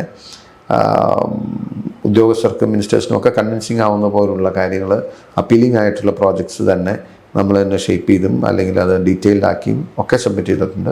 പക്ഷേ ഇപ്പോൾ ഗവൺമെൻറ് പൊതുവെ പറയുന്നത് അവരുടെ കയ്യിൽ പൈസയില്ല, ഒന്നിനും പൈസയില്ല എന്നുള്ള മറുപടിയാണ് എപ്പോഴും പറഞ്ഞുകൊണ്ടിരിക്കുന്നത്. അതുകൊണ്ട് ഇപ്പോൾ അങ്ങനെ ഒരു നിരാശയുണ്ടോയെന്ന് ചോദിച്ചാൽ ഉണ്ട്. സത്യം പറഞ്ഞാൽ നമുക്ക് മണ്ഡലത്തിന് ചെയ്യേണ്ട കാര്യങ്ങൾ ചെയ്യണമെങ്കിൽ ഗവൺമെൻറ് സപ്പോർട്ടില്ലാതെ ചെയ്യാൻ പറ്റത്തില്ല. But at the same time അല്ലാതെ ചെയ്യാൻ പറ്റുന്ന കാര്യം നമ്മുടേതായ നിലയ്ക്കും കുറേ കാര്യങ്ങൾ ചെയ്യാൻ ശ്രമിക്കുന്നുണ്ട്. പിന്നെ കുറച്ച് കാര്യങ്ങളിലൊക്കെ മുമ്പോട്ട് പോകാൻ കഴിഞ്ഞിട്ടുണ്ട്. ഗതാഗത കുരുക്ക് അവസാനിപ്പിക്കുക എന്നുള്ളതിനാണ് first priority. I'm working on it. കേന്ദ്ര സർക്കാരിൻ്റെ ഒരു പിന്തുണ കിട്ടിയതുകൊണ്ട് ചിലപ്പോൾ ഈ അടുത്തിടയ്ക്ക് കുറച്ച് കാര്യങ്ങൾ കൂടി ബെറ്റർ ആവാൻ വേണ്ടി പരിശ്രമിക്കും. ഈ ചോദ്യങ്ങൾ ഉന്നയിക്കുന്നത് കൊണ്ടാണോ സർക്കാർ ഇത്തരത്തിൽ അവഗണിക്കുന്നത് എന്നുള്ളൊരു തോന്നലുണ്ടെന്ന് തോന്നുന്നു അല്ലേ? അല്ല, തോന്നലില്ല, അതുകൊണ്ട് നമുക്ക് മനസ്സിലാവുന്നത് നമ്മൾ ഒരു ഇൻഡിഫറൻറ്റ് ആറ്റിറ്റ്യൂഡ് ഭരിക്കുന്നവരുടെ ഭാഗത്തുനിന്നും ഉണ്ടാവും. കാരണം അവർക്ക് അൺകംഫർട്ടബിളായിട്ട് നിൽക്കുന്ന ഒരാളെ സ്ട്രെങ്തൻ ചെയ്യാനല്ലോ അവർ നിൽക്കുന്നത്. They have their reasons for that. But that is unfortunate. അങ്ങനെ ആവരുത് ഒരിക്കലും. കാരണം അത് ഞാനെന്ന വ്യക്തിയല്ലല്ലോ. I am representing a constituency, people of Kerala. It's part of it. ഒരു ഭരണാധികാരികളും അങ്ങനെ ആവരുതെന്നുള്ളതാണ് എൻ്റെ ഒരു they should keep a part. അത് അവരെ അതിനെ പൊളിറ്റിക്സ് ബാധിക്കാൻ പാടില്ലാത്തതാണ്. ബട്ട് നിർഭാഗ്യകരം എന്ന് പറയട്ടെ, അങ്ങനത്തെ ഒരു അത്രയൊന്നും ഒരു ഹൃദയവിശാലതയോ അല്ലെങ്കിൽ സ്റ്റേറ്റ്മാൻഷിപ്പോ ഒന്നും ഇന്നത്തെ ഭരണനേതൃത്വത്തിൽ കാണാൻ കഴിയില്ല. അതുകൊണ്ട് അത് നമ്മൾ we bound to suffer this. ഈ ന്യൂനപക്ഷങ്ങളെ ചേർത്ത് പിടിക്കുന്നതിൽ എത്രത്തോളം കോൺഗ്രസ് ഇപ്പോൾ ഈ നിലവിലെ സാഹചര്യത്തിൽ വിജയകരമാണ്? ഇപ്പം മുസ്ലിം വിഭാഗമുണ്ട്, ഈ പറഞ്ഞ പോലെ ക്രിസ്ത്യൻ സഭകളുണ്ട്. ഇവരെയൊക്കെ ചേർത്ത് പിടിക്കുന്നതിൽ കോൺഗ്രസ് എത്രത്തോളം വിജയിക്കുന്നു എന്നാണ് കാണുന്നത്? അല്ല, ഇതിൽ ഇപ്പോൾ ഈ കാലഘട്ടത്തിൽ ഒരു വളരെ ഒരു അലാമിംഗ് ആയിട്ടുള്ളൊരു ട്രെൻഡ് എന്ന് വേണമെങ്കിൽ പറയാം. രാഷ്ട്രീയ പാർട്ടികൾ, BJP പിന്നെ ഒരു വർഗീയത ബേസ് ചെയ്തുള്ള ഒരു രാഷ്ട്രീയമാണ് അവരുടെ. CPM അടക്കം ഒരു ഏതെങ്കിലും വിഭാഗങ്ങളെ പ്ലീസ് ചെയ്യുകയും അല്ലെങ്കിൽ അവരെ കൂടുതലായി പ്ലീസ് ചെയ്യുക, അങ്ങനത്തെ ഒരു പൊളിറ്റിക്സിലേക്ക് പോകുന്ന ഒരു ട്രെൻഡുണ്ട്. അതെന്തുമാത്രം ശരിയാണ്, എന്തുമാത്രം ഗുണകരമാണെന്നുള്ളത് കാലം വിലയിരുത്തേണ്ടതാണ്. കോൺഗ്രസ്സിന് അങ്ങനെ ഏതെങ്കിലും ഒരു ഭാഗത്തിൻ്റെ അതിനെ പ്രത്യേകമായി അവരെ പ്ലീസ് ചെയ്യാൻ വേണ്ടിയിട്ടുള്ള ഒരു നടപടിയിലേക്ക് പോകാൻ കഴിയില്ല. നമുക്ക് എല്ലാവരോടും ഒരേ സമീപനേ പറ്റത്തുള്ളൂ. സോ അങ്ങനെ നോക്കുമ്പോൾ പ്രത്യേകമായിട്ട് ഏതെങ്കിലും വിഭാഗത്തെ ടാർഗറ്റ് ചെയ്ത് ഉള്ള ഒരു പ്രവർത്തനമോ അല്ലെങ്കിൽ ഒരു പൊളിറ്റിക്കൽ അപ്രോച്ചോ കോൺഗ്രസിന് ഭാഗം. പക്ഷേ at the same time we are in dialogue with everyone. എല്ലാവരുമായി സംസാരിക്കുന്നുണ്ട്, അവരുടെ കൺസേൺസ് മനസ്സിലാക്കുന്നുണ്ട്, അവരുടെ കൺസേൺസ് ഉൾക്കൊണ്ട് അതനുസരിച്ച് ഞങ്ങളുടെ റെസ്പോൺസ് ഷേപ്പ് ചെയ്യാനും ശ്രമിക്കാറുണ്ട്. ഈ മുൻകാലങ്ങളിലെ നേതാക്കന്മാർ അത്തരത്തിൽ സഭയോടൊക്കെ ആ തരത്തിൽ അടുത്ത് നിൽക്കുന്ന ആളുകളുണ്ടായിരുന്നു. ഒരുപാട് പലതരത്തിൽ അവരുമായിട്ട് തിരഞ്ഞെടുപ്പ് എടുക്കുമ്പോൾ മാത്രമല്ല എല്ലാ വിഷയങ്ങളിലും അവരുമായിട്ട് സംവാദവും സംസാരവും, അല്ലെങ്കിൽ അണികൾക്കിടയിൽ ക്രിസ്ത്യൻ വോട്ടുകൾ വളരെയധികം കോൺഗ്രസിനെ സഹായിച്ചിട്ടുണ്ട്. അതുപോലെ തന്നെ നായർ സമുദായത്തിലുള്ള വോട്ടുകൾ, ഇതൊക്കെ ഭിന്നിച്ചു പോകാനൊരു കാരണം കോൺഗ്രസിൻ്റെ ഒരു സമീപനത്തിൽ വന്ന മാറ്റമാണോ എന്ന് ഞാൻ കരുതുന്നില്ല. പിന്നെ പറഞ്ഞ കാര്യം കറക്റ്റാണ്. നമ്മൾ കോൺഗ്രസ് നേതൃത്വം ഇതുപോലുള്ള സമൂഹത്തിലെ വിവിധ മതങ്ങളും അല്ലെങ്കിൽ സമുദായങ്ങളുമൊക്കെയായി കൂടുതൽ ഊഷ്മളമായ ബന്ധം നിലനിർത്തണം, അല്ലെങ്കിൽ ബന്ധം കൂടുതൽ ഊഷ്മളമാക്കണം എന്ന ഒരു അഭിപ്രായം ഉള്ള ആൾ തന്നെയാണ് ഞാൻ. അതിന് പക്ഷേ നേതൃത്വം അതിന് വേണ്ടിയിട്ടുള്ള കറക്റ്റീവ് മെഷേഴ്സ് എടുക്കുന്നു എന്നാണ് ഞാൻ മനസ്സിലാക്കുന്നത്. അതിനവർക്ക് സാധിക്കും. അതിന് പറ്റുന്ന ഒരു നേതൃത്വം കേരളത്തിലുണ്ട് എന്നുള്ള വിശ്വാസമാണുള്ളത്. ലോക്സഭാ ഇലക്ഷന് ശേഷം കേരളത്തിൻ്റെ ഒരു മാറ്റം എന്തായിരിക്കും? കേരളത്തിൽ ഞാനിപ്പോൾ ഒരു കേവലം ഒരു രാഷ്ട്രീയ ഒരു പോയിന്റ് സ്കോർ ചെയ്യാൻ വേണ്ടി പറയുന്നതല്ല. ഞാൻ ഇപ്പോൾ ഈ മുഖ്യമന്ത്രിയുമായിട്ടുള്ള വിഷയം ഇത്രയും ഏറ്റെടുത്ത് മുമ്പോട്ട് പോയതുകൊണ്ട് സമൂഹത്തിൻ്റെ എല്ലാ തലങ്ങളിലും ഉള്ള ആളുകൾ എന്നെ കാണുമ്പോൾ ഫസ്റ്റ് സംസാരിക്കുന്ന വിഷയം ഇതാണ്. അപ്പോൾ അതുകൊണ്ട് എനിക്ക് ഭയങ്കരമായിട്ട് ഒരു പൾസ് എനിക്ക് പെട്ടെന്ന് പിടികിട്ടും. കേരളത്തിൻ്റെ പൊതുസമൂഹം ഈ സർക്കാർ ഒരു ദിവസം നേരത്തെ, ഒരു മണിക്കൂർ നേരത്തെയെങ്കിലും മാറ്റണം എന്നുള്ള ഒരു മാനസികാവസ്ഥയിലാണ് ഇപ്പോൾ ഉള്ളത്. അതിന് കാര്യത്തിൽ സംശയമില്ല. കേരളത്തിൻ്റെ പൊതുവികാരം ഈ സർക്കാരിനും മുഖ്യമന്ത്രിക്കും വളരെ എതിരാണ്, ഭയങ്കരമായിട്ട് എതിരാണ്. CPM പോലും അത് മനസ്സിലാക്കിയിട്ടുണ്ട്. അവർക്കത് പറയാൻ പറ്റുന്നുണ്ടോ, പറയാൻ ധൈര്യമുണ്ടോ എന്നുള്ള കാര്യം രണ്ടാമത്തെ കാര്യം. പക്ഷേ അതാണ് എൻ്റെ ഒരു യാഥാർത്ഥ്യം. പക്ഷേ ഇത് ഹാവിങ് സെഡ് ദിസ്, ഇത് പറയുമ്പോൾ തന്നെ ഇത് പൊളിറ്റിക്കലി കൺവെർട്ട് ചെയ്യാൻ കോൺഗ്രസിന് കഴിയണം. ചോദ്യം വരായിരുന്നു, ആ കോൺഫിഡൻസും ആത്മവിമർശനത്തോടും കൂടി സമീപിക്കുകയാണെങ്കിൽ അങ്ങനെ ഒരു മാറ്റം കൊണ്ടുവരാൻ കോൺഗ്രസ് സുസജ്ജമായിട്ടുണ്ടോ, അല്ലെങ്കിൽ അത്തരം ഒരു ഒരുക്കത്തിലേക്ക് കോൺഗ്രസ് തയ്യാറായി അല്ല, അതാണ് ഞാൻ കെയർഫുള്ളായിട്ട് അത് അങ്ങനെ പറയാൻ കാരണം അതാണ്. രാഷ്ട്രീയ അന്തരീക്ഷം ഏറ്റവും അനുകൂലമാണ്. അത് കൺവെർട്ട് ചെയ്ത് അത് തെരഞ്ഞെടുപ്പിൽ കൺവെർട്ട് ചെയ്യാനുള്ള ഓർഗനൈസേഷൻ സ്ട്രെങ്തും ഓർഗനൈസേഷൻ വർക്കും അതിനുള്ള പൊളിറ്റിക്കൽ പ്ലാനിങ്ങും അതിനുള്ള ഇംപ്ലിമെൻറ്റേഷനും ഒക്കെ കോൺഗ്രസും UDFും ചേർന്ന് ചെയ്യണം. അത് ചെയ്തില്ലെങ്കിൽ പിന്നെ പറഞ്ഞിട്ട് കാര്യമില്ല. അതിന് വേണ്ടിയിട്ടാണ് ഞങ്ങളൊക്കെ പരിശ്രമിക്കുന്നത്. We are working on it. We are confident we will come back. അടുത്ത മന്ത്രിസഭ എന്തായാലും കോൺഗ്രസ് പിടിക്കുമെന്ന് തന്നെ വിശ്വസിക്കുന്നു. We will form the government Kerala. Pinarayi സർക്കാരിനെ എത്രമാത്രം വെറുത്ത് കഴിഞ്ഞു എന്നാണ്. അതെ, ഞാനത് വെറുതെ പറയുന്നതല്ല.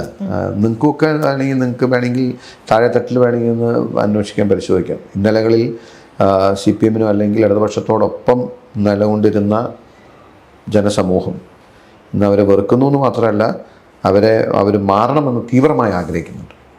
It is very much there.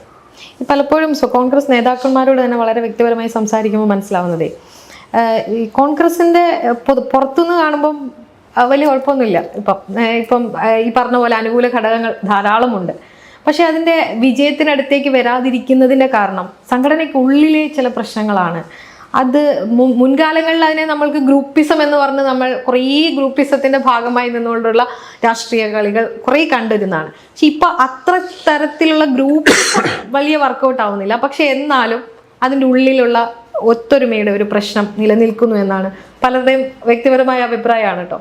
അപ്പോൾ അതിനോടൊക്കെ എങ്ങനെയാണ്, അതൊക്കെ എങ്ങനെയായിരിക്കും എന്ന് കോർഡിനേറ്റ് ചെയ്ത് കൊണ്ടുപോകുക അടുത്ത ഇലക്ഷനിലേക്ക്? അല്ല, അതൊരു കൺസേൺ എന്ന് പറയുന്നതിനേക്കാളുപരി ആളുകൾക്ക് കോൺഗ്രസ് നേതാക്കന്മാർ ഭിന്നസ്വരത്തിൽ സംസാരിക്കുന്നത് കോൺഗ്രസിനെ അനുകൂലിക്കുന്നവർക്ക് ഭയങ്കര ഡിസപ്പോയിൻമെൻറ്റാണ്.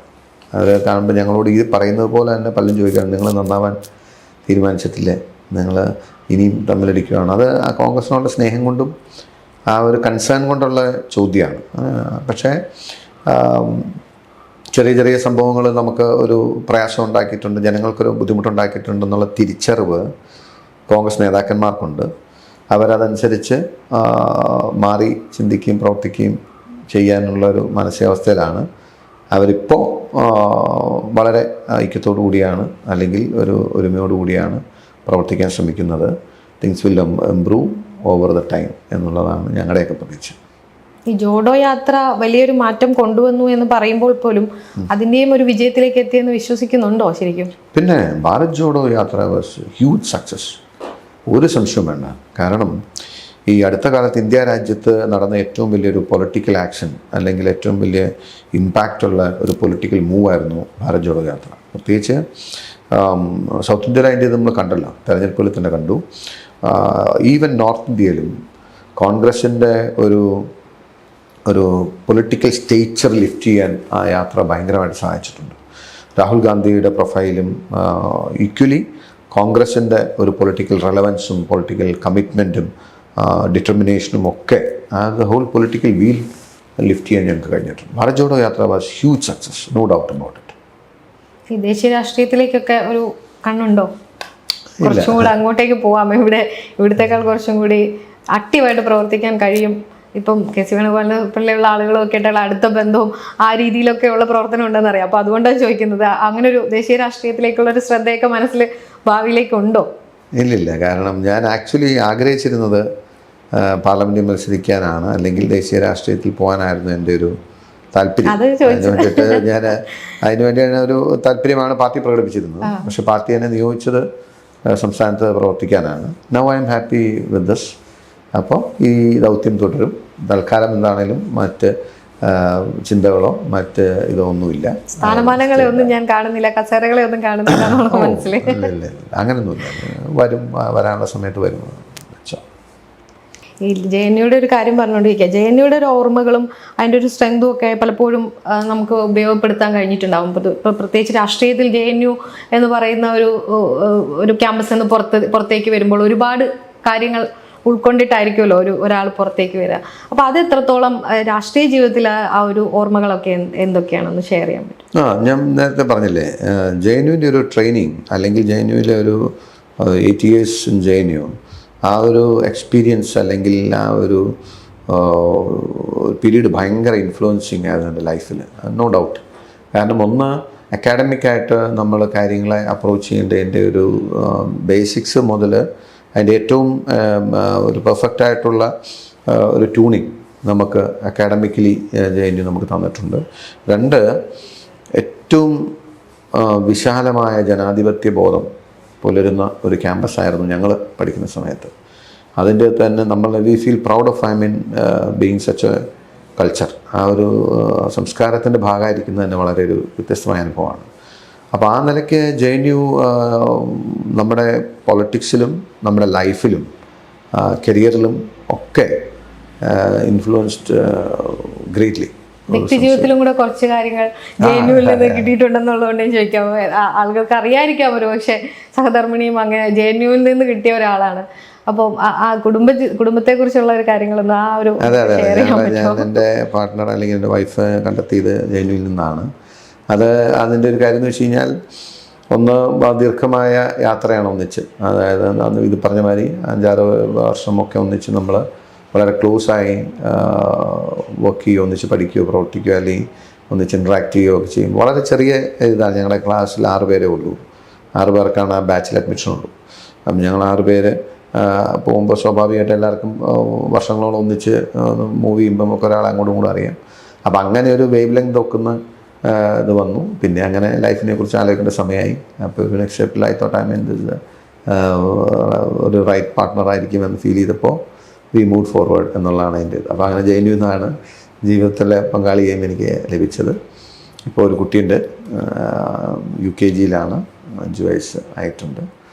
So we are happy about. She's into judicial service. ഇപ്പോൾ ജഡ്ജിയായിട്ട് വർക്ക് ചെയ്യുന്നു. അതുകൊണ്ട് തന്നെ ഈ പൊളിറ്റിക്കൽ ഇതിൽ നിന്നെല്ലാം കംപ്ലീറ്റ്ലി ഡിറ്റാച്ച്ഡ് ആണെന്നോ അല്ലെങ്കിൽ ഡിസ്കണക്റ്റഡ് ആണെന്നോ പറയാം. പുള്ളിക്കാരിയുടെ ലോകത്ത് നല്ല തിരക്കിലാണ്, ഞാൻ എൻ്റെ ലോകത്തും നല്ല തിരക്കിലാണ്. അപ്പോൾ അതുകൊണ്ടുള്ളൊരു ഇത് മാത്രമേ ഉള്ളൂ. അപ്പോൾ അങ്ങനെയാണ്. ഇത് നല്ലൊരു കോൺവെർസേഷൻ ആണെന്ന് ഞാൻ വിശ്വസിക്കുന്നു. പൊളിറ്റിക്സ് എന്ന് പറയുമ്പോൾ കാര്യഗൗരവത്തോടെ ചെയ്യാൻ കഴിയട്ടെ. മുന്നോട്ടുള്ള ഭാവിയിൽ കുറെ കൂടി ആർജവത്തോടു കൂടി ഇപ്പോൾ ഉന്നയിക്കുന്ന വിഷയങ്ങൾ കുറെ കൂടി ഷാർപ്പായിട്ട് ഇതുപോലെ തന്നെ പോകാൻ കഴിയട്ടെ എന്ന് ആശംസിക്കുന്നു. അതെ.